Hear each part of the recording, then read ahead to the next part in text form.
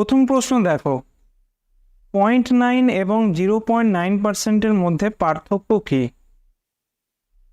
দেখো 0.9 মানে কত, 9/10। এরপর কি বলছে, 0.9 মানে 9/10ই করলাম, এর আবার পার্সেন্ট অর্থাৎ 1/100 এরকমই দেওয়া আছে। এবার তোমরা এখানে একটা কাজ করতে পারো, হরটাকে সমান করতে পারো। তো এখানে যেহেতু নিচে দুটো শূন্য দিলাম, উপরেও দুটো শূন্য হবে, তাহলে নিচে কত হচ্ছে 1000, আর উপরে দেখো 900 - 9, 900 থেকে 9 বিয়োগ করলে কত হয় 891। 891/1000, চারটে অপশন দেখো, অপশন বি হবে কারেক্ট অ্যান্সার। 2 নম্বর প্রশ্নটা দেখো, 480-র 75% প্লাস 540-এর x% সমান যদি 603 হয়, তাহলে x এর মান কত? 480-র 75%, এটার মানে কি? 75% মানে কত, 3/4। তাহলে আচ্ছা আমি এখানে লিখছি 480 ইন্টু 3/4 প্লাস কত 540-এর x%, এটার মান কত বলছে 603। এবার দেখো এটা কেটে দাও, 120, 3 ইন্টু 120 মানে কত 360।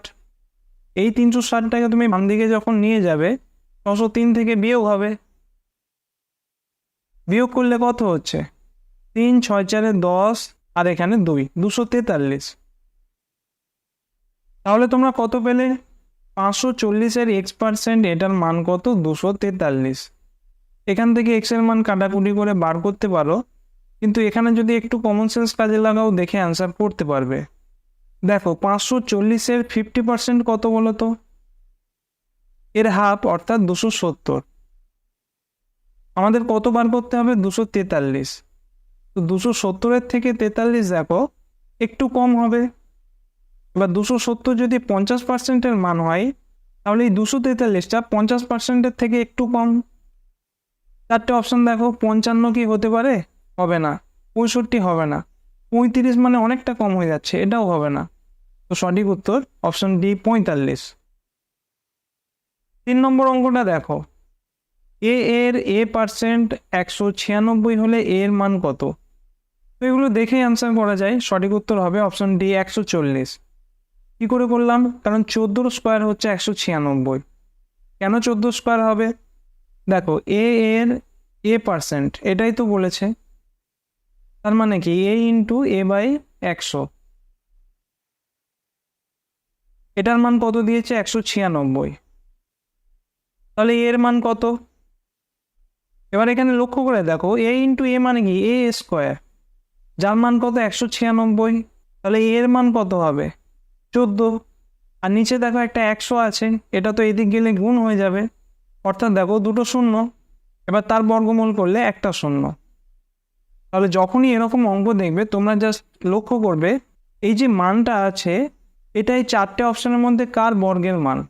বা তোমরা ডাইরেক্ট এভাবেও বার করতে পারো, a²/100, এই মানটাই কত দেওয়া আছে 196।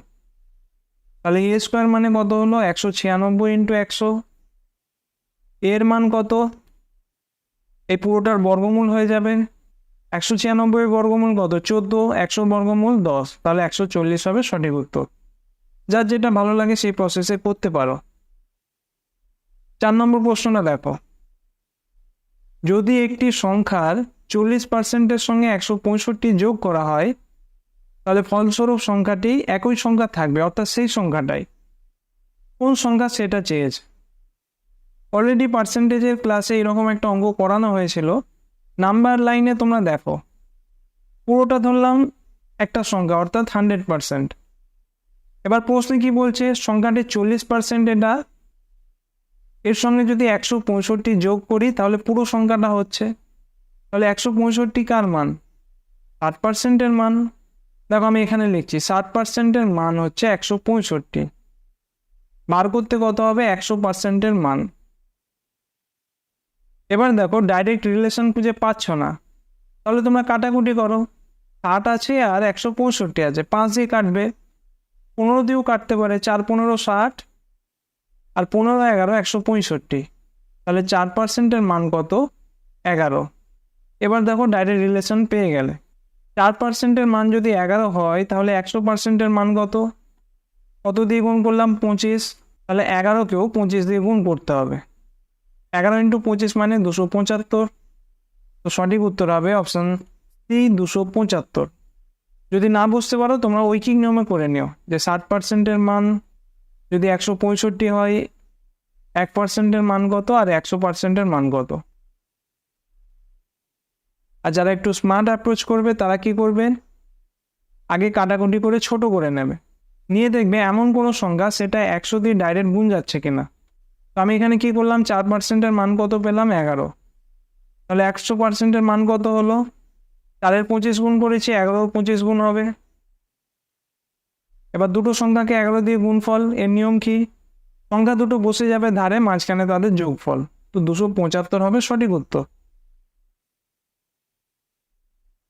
5 নম্বর প্রশ্নটা দেখো, একটি সংখ্যা থেকে 15 বিয়োগ করলে সংখ্যাটির 80% হয়ে যায়, সংখ্যাটির 40% কত। একইভাবে নাম্বার লাইনটা ভাবো, পুরো সংখ্যাটা মানে কত, 100%।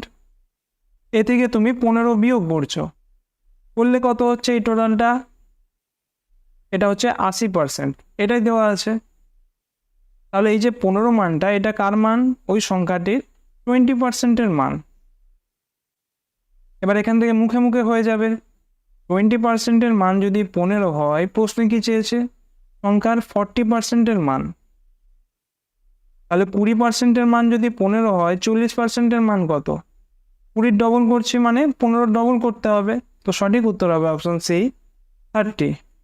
না বুঝতে পারলে এখানে দেখো, 20%-এর মান হচ্ছে 15, 40%-এর মান কত হবে, ডবল করছো, তাহলে 15 2 30 হবে সঠিক উত্তর।